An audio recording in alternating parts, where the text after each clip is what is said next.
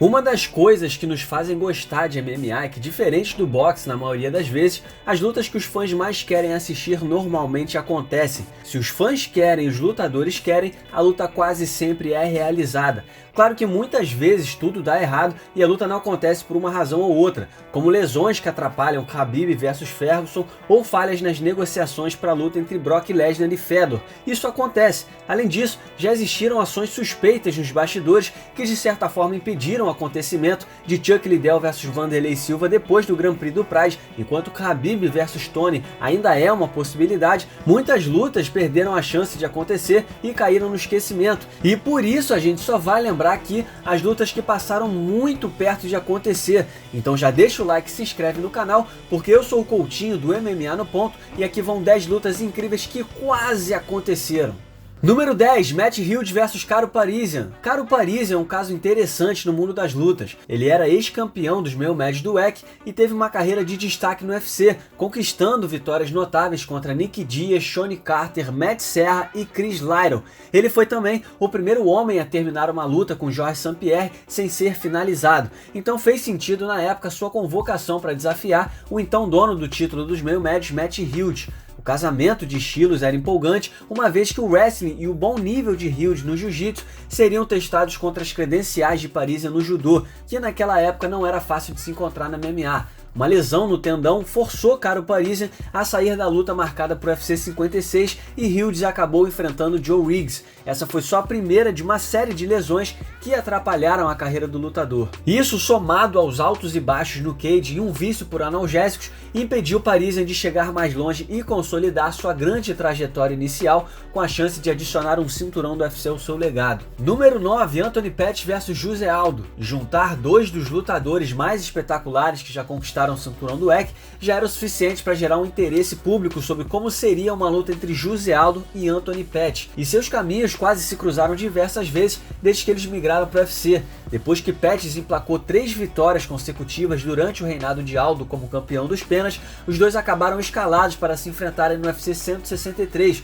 numa luta onde Pettis desceria dos leves para os penas. Parece coisa de maluco, mas foi noticiado que Pettis sofreu uma lesão no joelho e acabou fora do combate, mas semanas depois ele acabou escalado para fazer a disputa do cinturão dos leves contra Ben Henderson em sua cidade natal, Milwaukee, nos Estados Unidos. Depois de chegar bem perto de acontecer, o interesse público se tornou ainda maior, uma vez que ambos eram campeões e Aldo deixou clara sua intenção de subir para a categoria dos leves. Na época, o UFC não deixava campeões acumularem títulos e exigia que Aldo abdicasse do cinturão dos penas para buscar o dos leves. Nada como o tempo, né? Rolaram até alguns rumores de que a superluta tinha sido remarcada como a primeira defesa de título de Pettis, mas nada evoluiu.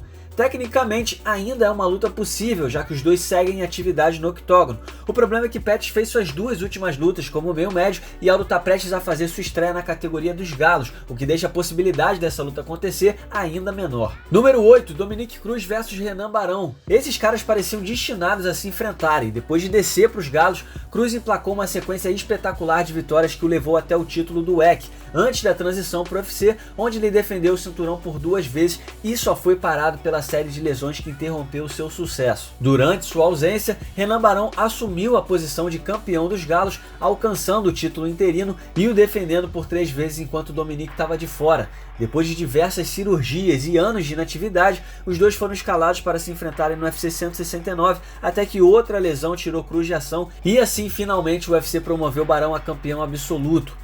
O novo campeão dominante versus o campeão consolidado que nunca perdeu o título dentro do cage foi uma luta que nunca pudemos ver. O fato de TJ Dillashaw ter tirado o cinturão de Barão usando uma movimentação assustadoramente parecida com a de Dominick Cruz torna ainda pior essa luta ter sido perdida no tempo. Ironicamente, TJ aprendeu esse jogo de pernas com um companheiro de treinos que imitava o estilo de Cruz para ajudar seus companheiros de Team Alpha Male a enfrentá-lo. Número 7, Mirko Cro Cop versus Randy Couture. Os fãs do Pride nunca vão se esquecer dessa, quando o famoso chute alto na cabeça de Mirko Cro Cop derrubou Alexander Emelianenko, Wanderlei Silva e Igor Volchenkov no Pride, os fãs começaram a sonhar com a possibilidade dessa luta, uma vez que Randy Couture retornou de uma forma incrível ao esporte ao vencer Tim Sylvia e conquistar o título dos pesados aos 43 anos de idade em 2007. A chegada de Cro Cop ao UFC depois de vencer o Grand Prix do Pride colocou ainda mais fogo nas especulações.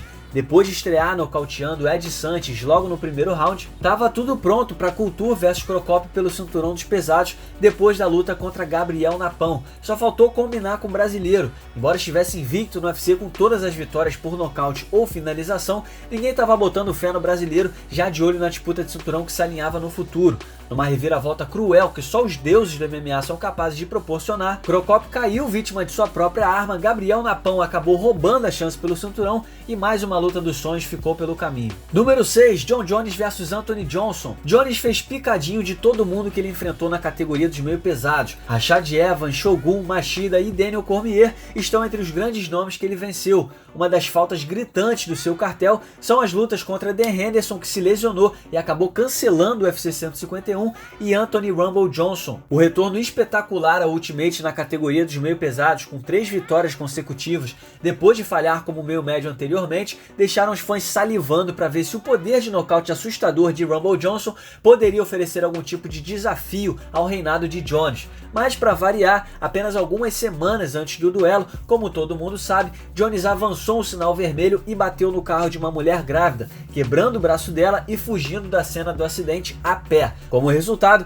o UFC retirou o título de Jones, o suspendeu e substituiu Jones por Cormier no UFC 187. Johnson acabou perdendo aquela luta, mas nocauteou todo mundo que viu pela frente. Infelizmente, essa luta com Jones nunca aconteceu devido aos problemas extra-cage do campeão e o surpreendente anúncio de aposentadoria de Johnson depois de perder para Cormier pela segunda vez, e isso acabou com as chances do encontro acontecer. Johnson já declarou diversas vezes que consideraria uma volta para enfrentar Jones nos pesados, mas só o tempo vai dizer o quão real essa possibilidade é. Número 5, Anderson Silva vs Jake Shields. Essa luta pode ser uma surpresa para muita gente, mas é verdade, ela quase aconteceu. O torneio dos meio médios do Rumble on the Rock estrelou alguns dos melhores nomes do esporte. Na época, Spider era um dos destaques do Pride e do Cage Rage, com uma boa sequência de vitórias. Shields era ex-campeão do Shotô, já conhecido como grappler de alto nível, e os dois competiram nesse torneio. Enquanto Shields passou para as semifinais do torneio ao derrotar o ex-campeão dos médios do UFC, Dave Menier, Spider enfrentou Yushin Okami, mas acabou perdendo por desqualificação depois de uma pesada ilegal que quase nocauteou o japonês. Antes do golpe legal, Spider estava ganhando a luta naquela altura e enfrentaria Jake Shields na próxima fase do torneio.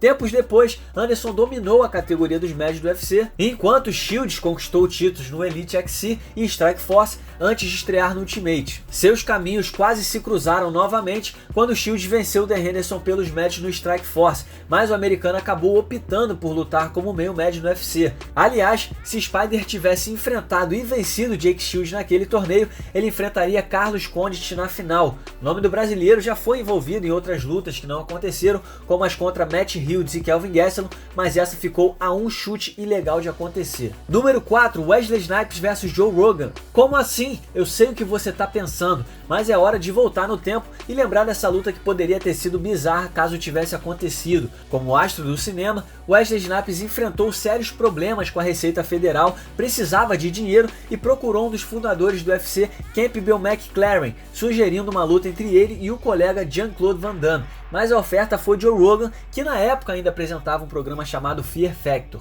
Embora seja conhecido pelo filme Blade, o Caçador de Vampiros, entre outros trabalhos, Snipes é faixa preta de Karatê Shotokan e tinha experiência no boxe, Kung Fu, Jiu-Jitsu e Capoeira. Joe Rogan aceitou o desafio com um sorriso no rosto diante de suas credenciais, sendo faixa preta de Taekwondo e Jiu-Jitsu, e chegou a ter experiência no kickboxing antes de se tornar conhecido no mundo do stand-up comedy pelos papéis na televisão e depois na posição que ele sustenta até hoje como comentarista e repórter do UFC. Rogan já detalhou no seu podcast a oferta pela luta.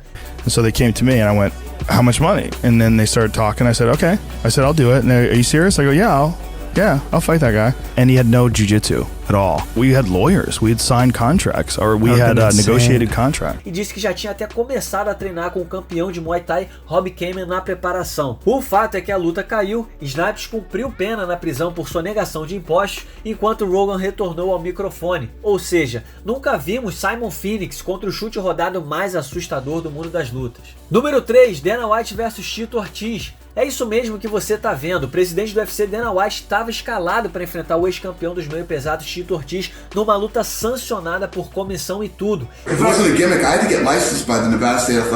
E se por um lado a gente tá dando uma de malandro, já que seria uma luta de boxe, por outro vale lembrar que são dois dos maiores nomes do MMA e essa história é boa demais para passar batida. Eles chegaram a fazer um documentário especial sobre isso com o UFC, mas não é segredo para ninguém que os dois tiveram uma relação bem conturbada. Lançar uma camisa que diz "Dana é minha puta" é meio pesado, mas Ortiz acrescentou uma cláusula no seu contrato que pedia uma luta de boxe entre ele e Dana White. Ortiz decidiu então explorar esse contrato e Dana, que tinha experiência na nobre arte, aceitou o desafio. Dana seguiu fazendo seu trabalho comandando o UFC, mas treinava todo dia para a luta de 3 rounds. Ele deu inúmeras entrevistas onde falou sobre as duras sessões de sparring com boxeadores pesos pesados profissionais, algo que foi documentado pela Spike TV. Chegou ao ponto de Dana subir na balança colocada pela Comissão Atlética de Nevada até que Ortiz não apareceu. Para surpresa de um total de 0 pessoas, cada um contou uma história diferente sobre o porquê do ex-campeão dos meio pesados do UFC ter estragado a festa no último minuto. I think Tito started thinking, this really wasn't a good idea. It's a lose-lose situation for me. If I beat the shit out of him, that should have happened. If I don't, that might not be good either. Me and Dana, we agreed upon 50-50. But when it came down to it and it was going to get done, he said, we can't do that anymore. I can't give you anything.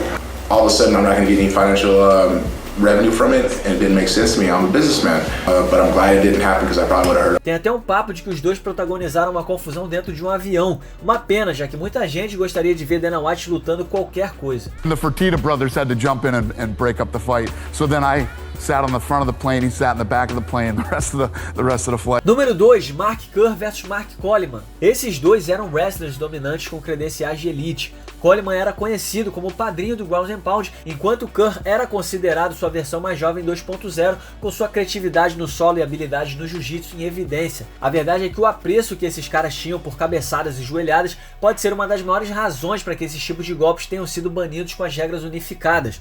Os amigos de longa data eram bem próximos, então era natural que as pessoas se perguntassem o que aconteceria se eles se enfrentassem. Isso até o Grand Prix do Pride de 2000.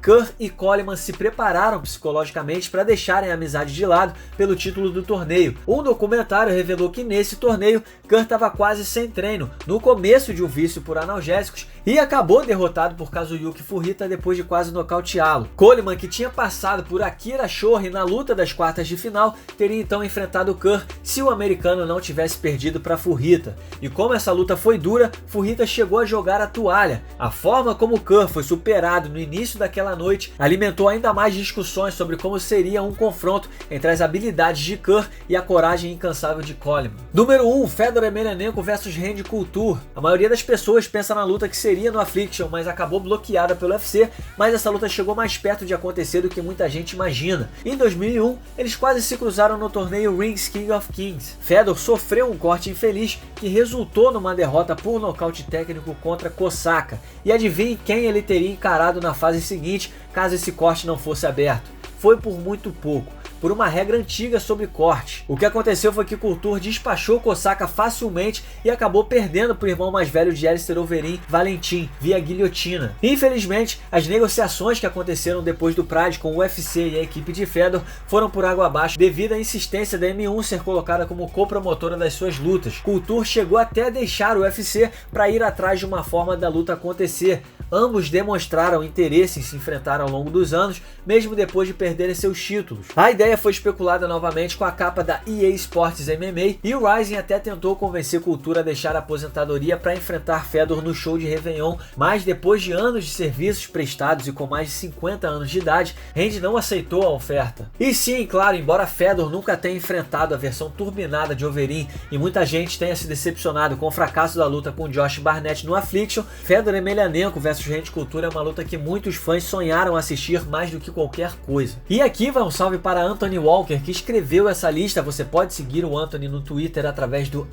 @AntiWalkerMMA. E aqui vai um salve também para os donos do MMA On Point e principais responsáveis e donos do MMA no ponto: Jason Hartley e Tom Ransom. Eles foram os responsáveis pela edição desse vídeo. Você pode seguir o Jason no Twitter através do @JasonTheHeart e você pode seguir o Tom através do @TomARansom. Muito obrigado por assistir, não se esqueça de deixar o like e se inscrever no canal. Nós teremos vídeos semanais por aqui e não se esqueça também de deixar o seu comentário logo abaixo e de nos seguir nas redes sociais. Muito obrigado mais uma vez e até o próximo vídeo.